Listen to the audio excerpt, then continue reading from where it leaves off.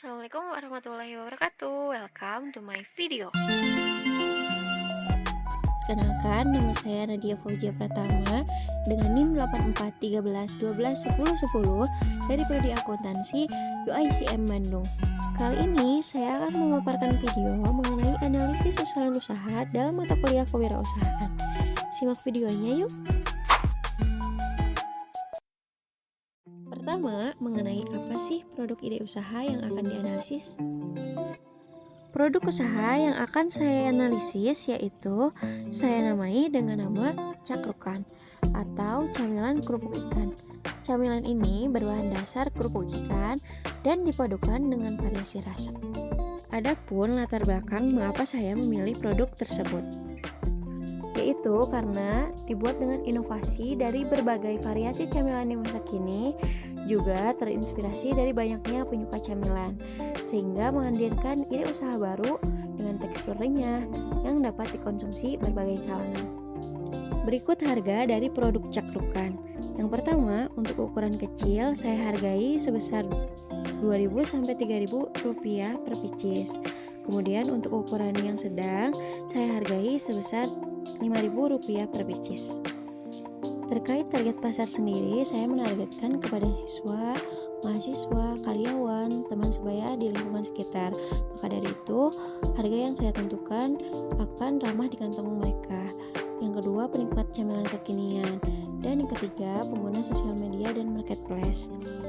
Untuk target penjualan sendiri, saya menargetkan sekitar 50-100 pieces per bulan. Teknik pemasaran yang saya akan lakukan untuk menjual produk saya yaitu yang pertama di warung, yang kedua melalui sosial media, yang ketiga melalui relasi terdekat. Lokasinya di Jalan Raja Wali Barat, Terusan Elang 5, RT 4, RW 11, Kecamatan Andir, Kota Bandung. Jangan lupa mampir ya teman-teman. Nah, ini adalah logo produk yang nantinya saya akan gunakan di produk saya. Itu tadi adalah gambaran mengenai produk usaha yang akan saya jalankan. Dari gambaran tersebut, saya melakukan analisis SWOT yang tujuannya untuk dapat dijadikan sebagai acuan dalam berwirausaha. Nah, analisis pertama yaitu strength atau kekuatan. Hasil dari analisis strength atau kekuatan pada produk usaha yaitu sebagai berikut. Nah, poin-poin tersebut memberikan saya arahan dari proses bahan baku produk yang diolah hingga menjadi produk yang siap untuk dipasarkan ke tangan konsumen. Berikut ini adalah hasil dari analisis weakness atau kelemahan.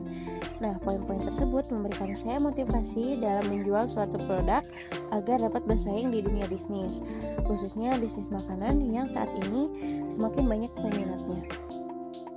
Selanjutnya, opportunities atau peluang. Hasil analisisnya sebagai berikut. Poin-poin ini berkaitan dari adanya kelemahan pada suatu produk yang dapat dikembangkan menjadi suatu peluang bagi bisnis itu sendiri, sehingga menjadi solusi untuk terus menjalankan produk usaha tersebut. Untuk analisis SWOT yang terakhir yaitu threats atau ancaman. Berikut hasil analisisnya. Poin-poin ini memang menjadi ancaman bagi usaha yang baru dirintis. Namun dari hal tersebut saya dapat mengambil contoh agar terus mengembangkan produk usaha saya sendiri untuk tetap konsisten menjalankannya. Setelah dilakukan analisis SWOT, kemudian analisis tersebut kita turunkan ke dalam analisis TOWS matrix, yaitu pelaku bisnis wajib melakukan observasi mendalam terhadap faktor eksternal. Dengan begitu akan membantu saya untuk mengikirkan solusi atau kejadian di sekitar bisnis secara kritis. Analisis TOWS matrix ini meliputi strategi strength opportunity, strategi weakness opportunity, strategi strength threats, dan strategi weakness threat. Setelah menyelesaikan analisis tersebut, langkah selanjutnya yaitu melakukan analisis market research. Nah, ini adalah foto produk saya dan nama produknya. Selanjutnya, ada pengertian dari camilan secara umum. Camilan adalah makanan ringan yang sangat populer di masa kini, khususnya di kalangan masyarakat Indonesia. Hal ini terjadi pada saat pandemi. Peningkatan terhadap produk jenis camilan ini berkembang serta memiliki macam dan jenis camilan yang sangat beragam. Sebab pada dasarnya makanan ringan yang mempunyai tekstur renyah tak kalah dicari oleh masyarakat di Indonesia. Mengapa demikian? Karena menurut survei Stage of Snacking 2020 dari Mondelez International mengungkapkan kebiasaan dan tren ngemil masyarakat Indonesia lebih banyak mengonsumsi camilan daripada makanan berat. Survei ini juga menemukan data-data atau respon dari camilan tersebut sebagai kegiatan yang dianggap membuat hati senang atau menjadi self reward dan menjadi suatu kebiasaan yang dilakukan di masyarakat. Adapun data pendukung lain dari berbagai situs yang saya temukan. Yang pertama, data pencari camilan di Google Trends pada tahun 2022. Saya menganalisis di bulan November. Di ujung tahun, terlihat hasil data tersebut menunjukkan bahwasanya camilan pada 1 tahun terakhir banyak dicari oleh masyarakat Indonesia. Yang kedua, menurut subwilayah sebagai berikut. Berdasarkan data yang didapat, bahwa untuk penjualan camilan ini memiliki pasar yang sangat luas di seluruh wilayah dan hampir setiap provinsi. Hal ini karena camilan adalah salah satu makanan yang memiliki ciri khas dan akan selalu ada pada setiap acara apapun yang diadakan bersama-sama. Oleh karena itu, camilan ini akan sangat berpotensi untuk dijual dan tidak kalah juga untuk dikembangkan.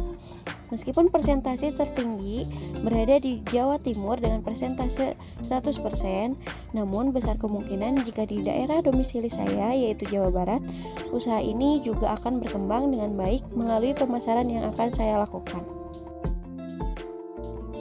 Yang ketiga, ada data pencari camilan kerupuk ikan merah di Google Trends tahun 2022. Nah, untuk analisanya sama di bulan November. Jika dilihat pada data camilan secara umum dan kategori kerupuk ikan merah pada pencarian tersebut sama-sama memiliki peningkatan setiap bulannya di tahun ini. Meskipun begitu, olahan dari kerupuk ikan merah ini sudah jarang terlihat, sehingga hal tersebut mendorong saya untuk membuat produk inovasi yang berbahan dasar kerupuk ikan merah. Saya harapkan dapat diterima di kalangan masyarakat, juga nantinya produk berbahan dasar ikan merah ini dapat tetap terjaga dan tidak hilang di kalangan masyarakat. Yang keempat, yaitu membandingkan produk serupa. Nah, jika dibandingkan dengan variasi camilan lain, yaitu salah satunya keripik talas, maka dilihat dari data, makanan ringan berbahan dasar kerupuk ikan ini tak kalah dan masih dicari di kalangan masyarakat. Meskipun perbandingannya tipis, namun dapat dijadikan motivasi awal dalam mengembangkan usaha ini agar lebih dikenal.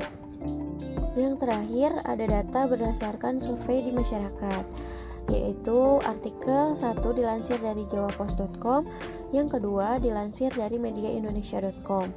Pada artikel-artikel yang ada, menjadi salah satu bukti bahwa camilan bervariatif dan dapat disesuaikan dengan suasana hati.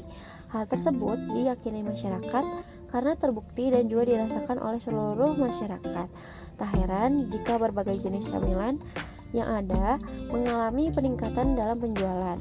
Kondisi ini dapat dijadikan peluang usaha untuk mencari inovasi baru dalam dunia percamilan. Memang untuk produk saya sendiri ini dibuat agar masyarakat mendapatkan cara baru untuk mengkonsumsi kerupuk ikan lebih memiliki tekstur yang renyah dan kriuk. Survei-survei di atas menjadi acuan saya untuk mengembangkan inovasi dan tidak lupa tetap menjaga cita rasa kerupuk ikan merah meskipun dikombinasikan dengan variasi rasa.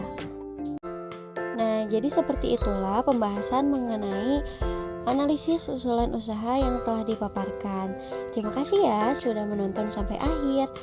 Bye bye. Wassalamualaikum warahmatullahi wabarakatuh.